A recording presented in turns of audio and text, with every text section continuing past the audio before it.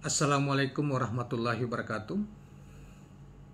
Kawan-kawan sekalian, kembali kita berjumpa di Jejak Semesta 65. Saya berharap bahwa kita semua dalam keadaan sehat walafiat dan senantiasa dalam bimbingan dan pertolongan Tuhan Yang Maha Kuasa, Allah Subhanahu wa Ta'ala.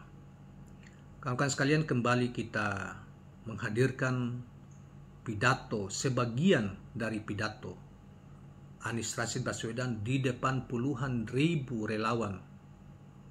Jadi yang disebut dengan pidato kebangsaan di lapangan atau di tenis indoor, lapangan tenis indoor Senayan, Jakarta, Minggu 21 Mei 2023. Saudara sekalian, di depan puluhan ribu relawan yang hadir dan mengeluhkan yang bersangkutan sebagai ada yang berteriak presiden.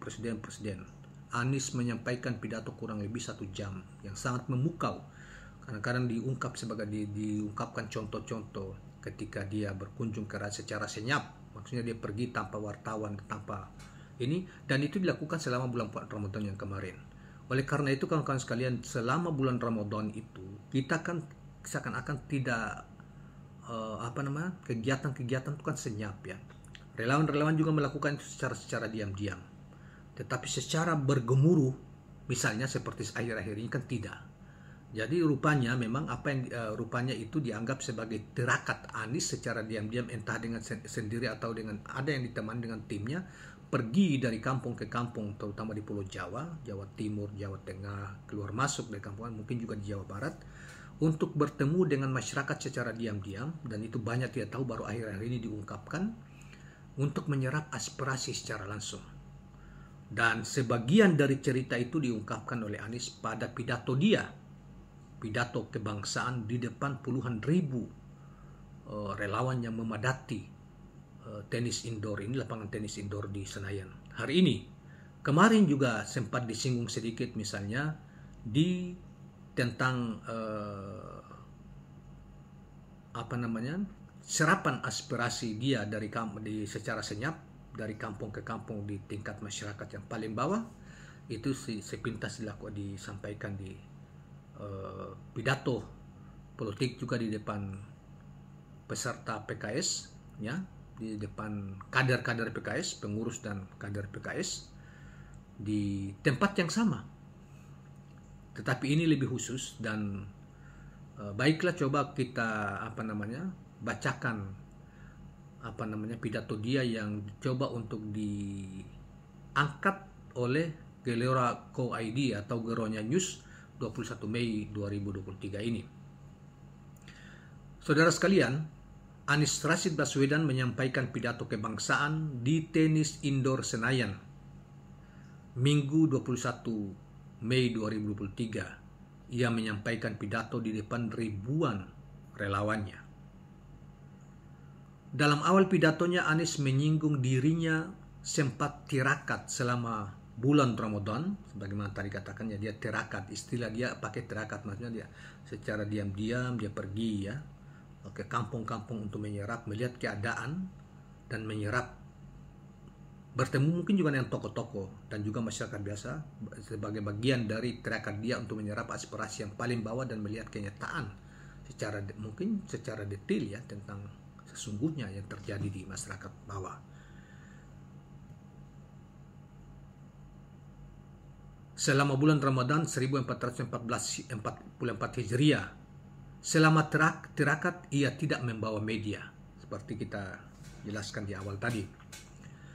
Saudara sekalian, selama Ramadan dikatakan, saya tirakat ke berbagai pelosok di banyak tempat. Saya mendengar cerita mereka, kata Anies.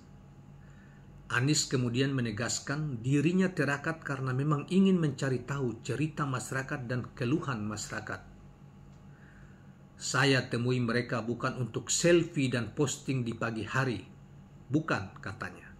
Saya bukan lari-lari untuk posting foto, katanya. Tentunya ini menyindir capres lain ya. Menyindir pas lain ya, kita misalnya nyindir Pak Ganjar ya. Dia sindir Pak Ganjar karena Nah, Pak Ganjar kan dia berkunjung ke satu tempat ke tempatnya kan lari pagi ya, kemudian dikerumunin orang bersama kader-kader PD yang terakhir setelah dicalonkannya itu kemudian di eh, kegiatan-kegiatan lari-lari itu selfies dengan masyarakat dengan pendukung atau relawannya di daerah-daerah itu kemudian diposting di berbagai media, setidaknya di media pribadinya di Instagram atau di apa gitulah. Jadi ini sindiran ya kepada pernyataan Anies itu mendapat respon meriah dari para relawan termasuk keluarganya yang hadir di tenis indoor itu. Saya lagi mendengarkan, katanya, mendengarkan suara mereka, maksudnya ketika dia pergi terakat itu.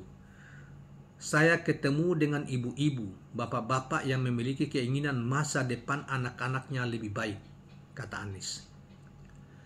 Paling sering saya temui ibu-ibu yang ceritakan, Pak, anak saya pintar, Pak, anak saya potensial, Pak, berikan kepada kita semua pendidikan yang baik biar anak-anak kita punya masa depan yang lebih baik, tuturnya. Demikian yang dikutip oleh saudara sekalian, yang dikutip oleh Gelora News. Nah, saudara sekalian, sebagaimana Anda yang punya kesempatan menonton live ya di berbagai televisi maupun juga di media online ya, di media sosial juga ada, misalnya di Twitter, di TikTok. Tapi itu kan tidak semuanya akan karena pidatonya cukup banyak dan mengandung aspek yang sangat luas. Salah satu yang kita yang kita bacakan ini ya salah satu bagian kecil dari pidato yang begitu luas, mencakup gitu ya. Nah, Anda tentunya sudah tahu dan mendengarkan karena mengikuti langsung live hari ini ya, termasuk juga pidato-pidato dia ketika di Yogyakarta kemarin, di beberapa tempat, bukannya di PKS Yogyakarta tetapi juga ada di HMI, alumni HMI, di alumni HMI MPO ya, yang kita kalau HMI itu kan yang kelihatannya dia juga banyak kawan-kawan dia di alumni HMI MPO undang dia, yang kemudian menyampaikan pidato-pidato dengan selalu menekan tentang keadilan sosial bagi seluruh rakyat Indonesia, soal kesetaraan, soal keadilan, itu yang menjadi pidato-pidato atau kata-kata kunci di dalam pidatonya, dan itu menjadi dianggap sebagai visi dia sebagai capres 2024 yang akan datang. Nah, akan halnya juga hari ini dia mau berpidato sangat luas, banyak hal yang disampaikan di situ yang dianggap sebagai pidato kebangsaan di depan puluhan ribu, kalau saya memperkirakan puluhan ribu orang yang hadir karena begitu padat dan luar biasa, sebagian ada di luar gitu ya. Dan itu katanya itu dihadiri oleh berbagai perwakilan relawan di seluruh Indonesia, mulai dari Aceh sampai ke Papua ya, dari Bali sampai ke Sulawesi Utara, bahkan dari Maluku Utara. Nah, kawan-kawan sekalian, itu bagian kecil yang kemudian kita ambil, dan tentunya kalau secara keseluruhan sangat panjang dan mencakupnya sangat luas, diantaranya juga tentang mafia. Di dalam pidato itu yang paling keras menurut saya juga adalah soal kritik dia tentang bahwa negeri ini relatif dikuasai oleh para mafia, mulai dari sektor infrastruktur, sektor pupuk, distribusi pupuk, sektor perdagangan, sektor hukum itu diinginkan oleh mafia. Oleh karena itu dia mengatakan bahwa mafia harus dilawan, harus dibersihkan, harus tangani, sehingga kehidupan rakyat ke depan, hukum harus tegak dengan adil, ekonomi harus adil, semua sektor harus didekati dengan base atau landasan keadilan untuk semua dan kesetaraan untuk semua. Karena dianggap mafia ini akan sangat mengganggu, bahkan negara ini tidak akan maju kalau dikuasai oleh mafia. Dan ini menurut dia sudah menggejala di negeri ini, dan dia contohkan mafia di bidang hukum, di kepolisian, di bidang hukum, di bidang ekonomi dan lain sebagainya.